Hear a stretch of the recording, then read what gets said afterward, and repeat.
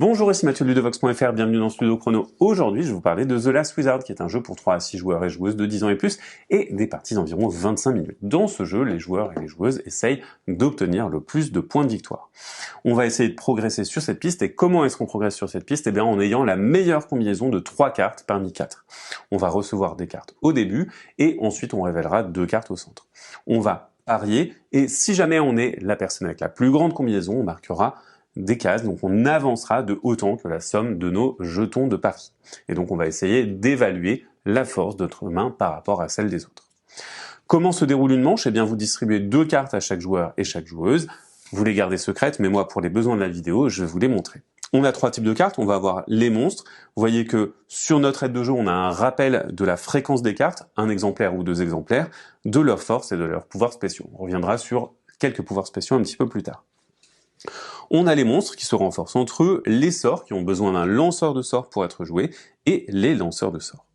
De mon côté, eh bien, j'ai un lanceur de sorts qui vaut 2, mais qui me permet de lancer 2 sorts, et un sort qui fait 8. Donc je vais pouvoir le lancer puisque j'ai un lanceur de sorts adéquat, j'ai donc 2 plus 8, 10 points dans ma main. C'est une assez bonne main. On va alors parier dans le sens du tour en commençant par le premier joueur ou la première joueuse. Ici c'est moi. Je pense que ma main est vraiment pas mal. Je vais prendre ce jeton de pari. On va d'abord commencer par les jetons ronds et ensuite à la deuxième phase de pari, on fera avec les jetons carrés. Cette joueuse, elle n'est pas du tout sûre de sa main. Elle va prendre le 2 ici.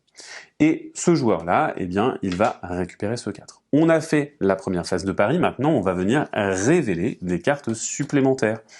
On révèle 2 cartes, sachant que chaque joueur et chaque joueuse n'utilisera que 3 cartes entre les cartes de sa main et les cartes qui ont été révélées.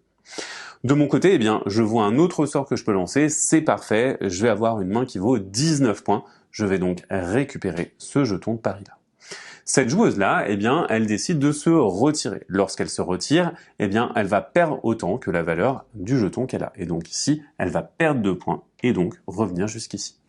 Ce joueur-là, il va quand même essayer de récupérer des points et il va récupérer ce 2.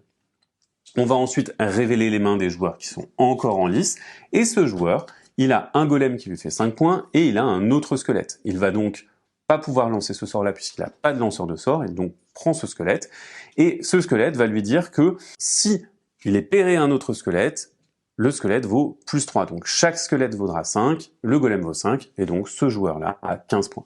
De mon côté, je lance ce sort, on aurait pu utiliser la même carte si ça nous avait paru opportun, mais ici on joue des cartes différentes, et donc je vais avoir un total de 19. C'est donc moi qui l'emporte, qui a la main la plus forte, je vais donc marquer l'ensemble des points ici. Je vais donc marquer un total de 7 points.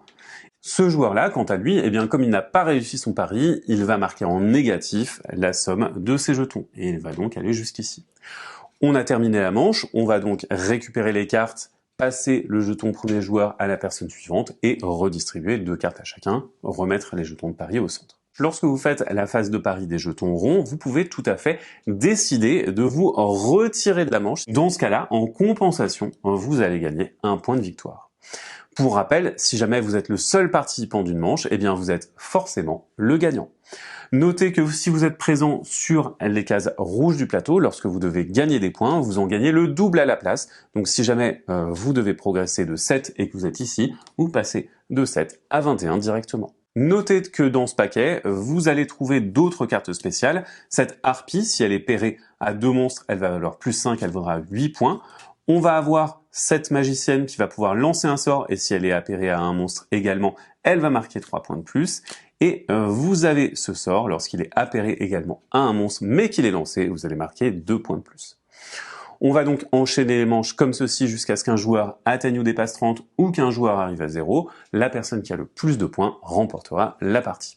Ça, c'est pour le mode de base de Last Wizard, mais attention, vous voyez que il y a plus de jetons si vous voulez jouer avec plus de joueurs, bien entendu. D'ailleurs, si vous jouez à 5 ou 6, le deuxième joueur, la personne avec la deuxième meilleure main, va marquer son plus petit jeton et donc avancer un petit peu.